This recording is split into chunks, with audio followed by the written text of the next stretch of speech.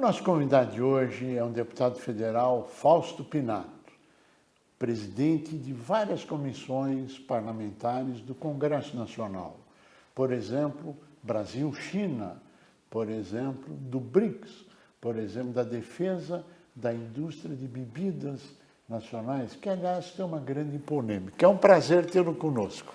Prazer é imenso meu por estar aqui nesse honroso programa, aqui no SIMP. Nosso prazer. Existe uma grande polêmica hoje em relação a bebidas, ao extrato, ao xarope, ao IPI. E o senhor, como presidente da Frente Parlamentar, nos fale um pouquinho a respeito, por favor. Nós sabemos que agora, no momento pós-pandemia, né, nós sabemos que a pandemia não foi culpa minha, não foi culpa sua, não foi culpa desse ou daquele. Foi uma pandemia que veio, afetou a economia, teve muito gasto da saúde.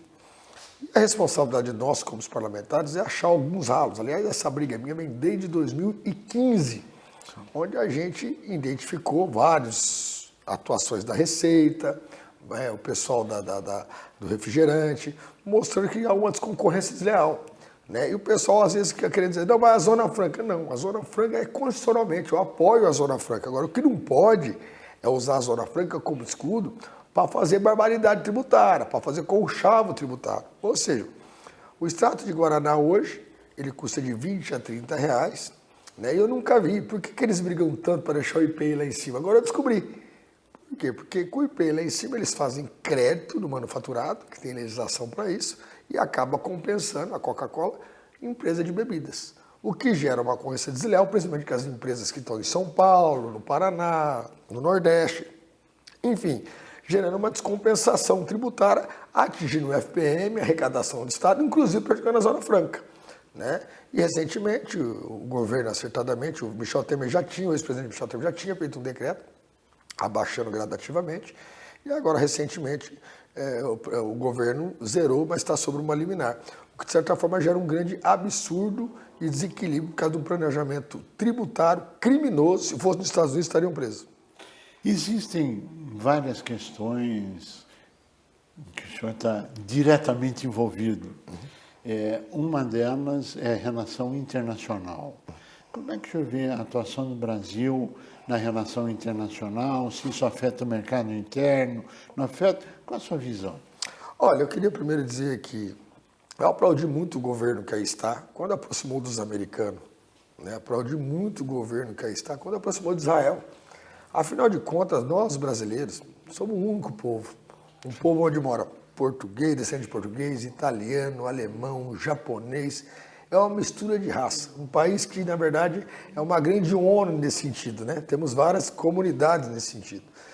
E eu fiquei um pouco preocupado depois, porque eu percebi o seguinte: a primeira coisa foi aquela briga entre a embaixada árabe, Israel, que apesar de ser evangélico, Israel tem um significado para todos nós evangélicos, principalmente para mim, um grande respeito, uma nação queridíssima, uma nação que foi perseguida por nazistas e que merece todo o nosso apoio. Mas existem alguns conflitos internos que até foram minimizados, a gente não, faz tempo que a gente não ouve falar mais, mas que ainda tem um certo ranço nisso, né? E nem Jesus Cristo em vida e morte resolveu isso. Aí vão querer interferir na questão da embaixada. E a hora que a gente pega a balança comercial, a gente percebe que os árabes têm uma grande contribuição na balança comercial do país. Né? Depois foi a questão quando o Trump perdeu a eleição, ficaram fazendo eco que a urna era fraudada, que a eleição foi fraudada, etc. Uma narrativa para criar uma divisão no país, tentar uma ruptura na democracia que nada acrescenta para o país. Né? Depois brigar com a China. Quem me conhece sabe, eu não sou comunista, eu sou um cara de centro-direita e até liberal.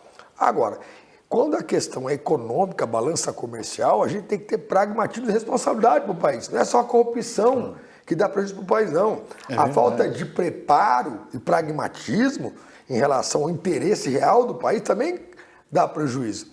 Foi o caso, por exemplo, da questão da China aqui eu queria dizer, se o agronegócio é importante e o governo foi muito bom para o negócio, o governo que aí está, não é menos verdade que só está indo bem porque a China é a maior parceira comercial e compra, a maior compradora de soja, de milho, de carne, e a gente percebe agora, né? Já faz um pouco mais de 2 meses que não tem o embaixador da China. A gente percebe agora, recentemente, que semana passada, retrasada, salvo engano, que a China começou a aumentar os contratos de soja, habilitar mais frigorífico americano. Agora, isso não é um retrocesso? É um retrocesso. Por quê? Para que quebrar uma boa amizade? Se você tem um cliente que você até não gosta do jeito que ele se veste, né, o perfume que ele usa, mas ele é um bom cliente, é teu melhor cliente.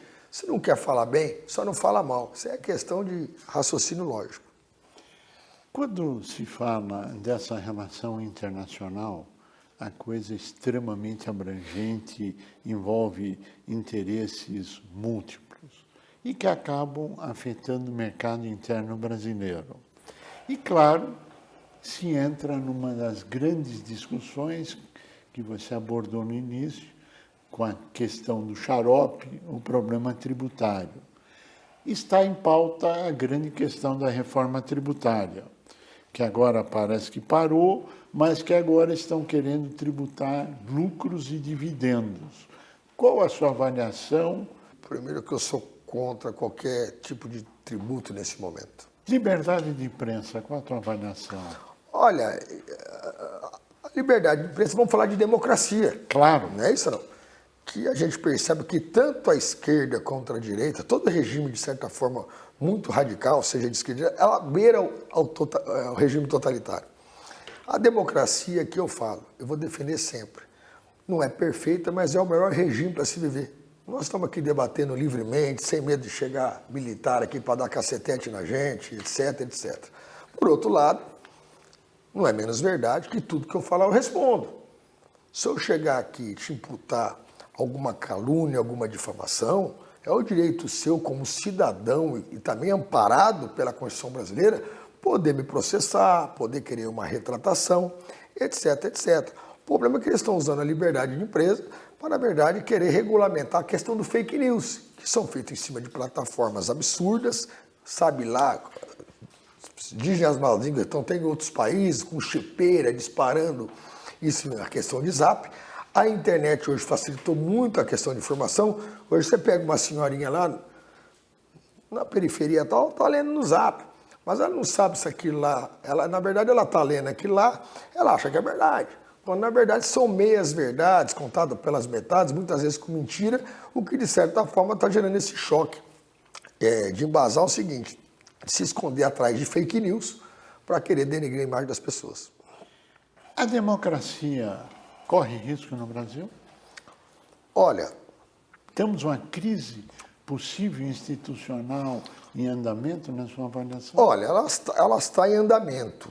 Claramente existe essa ameaça, que eu não estou falando de surpresa, que vira e mexe a gente percebe que é usado alguns militares da reserva que estão no governo para, de certa forma, criar um pânico, vamos dizer assim.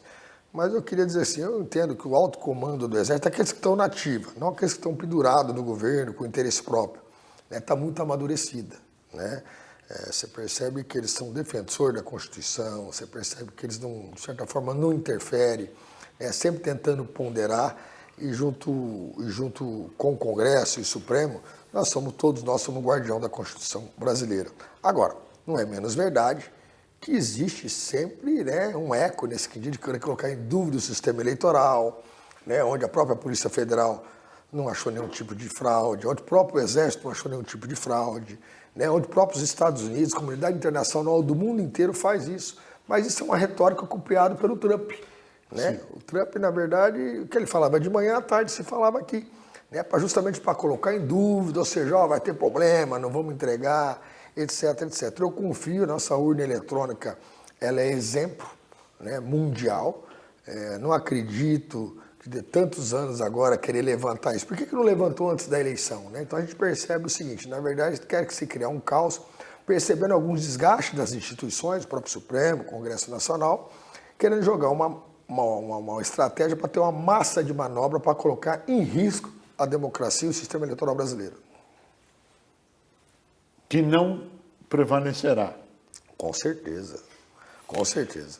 Fausto Pinato, nós chegamos ao final do nosso tempo, infelizmente.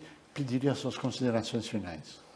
Eu queria agradecer a primeira oportunidade de estar aqui no CIMP com esse grande amigo, que presta um grande serviço, né, ao pequeno e micro empresário, indústria, que de certa forma são grandes responsáveis. Dizer, não percam a esperança. Você vê que erramos tudo na vacina, um falava uma coisa, outra. Nós devemos a você, pequeno, médio empresário do Brasil, pela coragem, o agronegócio.